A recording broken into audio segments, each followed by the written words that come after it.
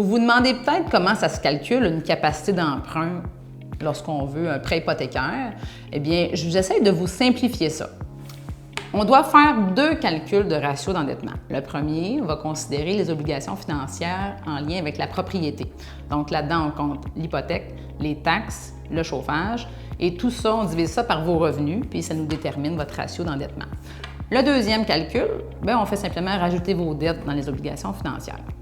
Fait qu'à ce moment-là, vous aurez peut-être tendance à vouloir calculer votre capacité d'emprunt tout seul ou sur Internet, ce que je ne vous conseille pas parce que chaque banque va considérer vos revenus ou vos obligations financières différemment. Fait que je préférais vous donner un exemple pour mieux comprendre ce que je dis là. Donc, une personne pourrait avoir des allocations familiales. Dans une banque X, ils vont être considérés jusqu'à ce que vos enfants aient 12 ans, dans une autre jusqu'à 14 ans. Donc, nécessairement, la banque ne va pas considérer le même revenu, ce qui va avoir un impact sur le montant que vous êtes capable d'emprunter. Ça, c'est un exemple, mais il y a vraiment plusieurs différences d'une banque à l'autre. Donc, les revenus locatifs ne seront pas considérés de la même façon d'une banque à l'autre.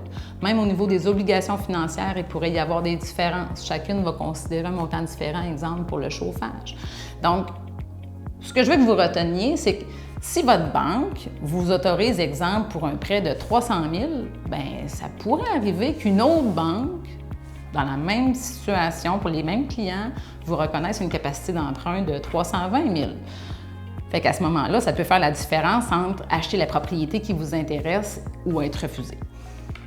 Qu'est-ce qu'il faut retenir de ça? Bien, je vous conseille d'appeler un courtier hypothécaire car lui a accès à la majorité des banques sur le marché.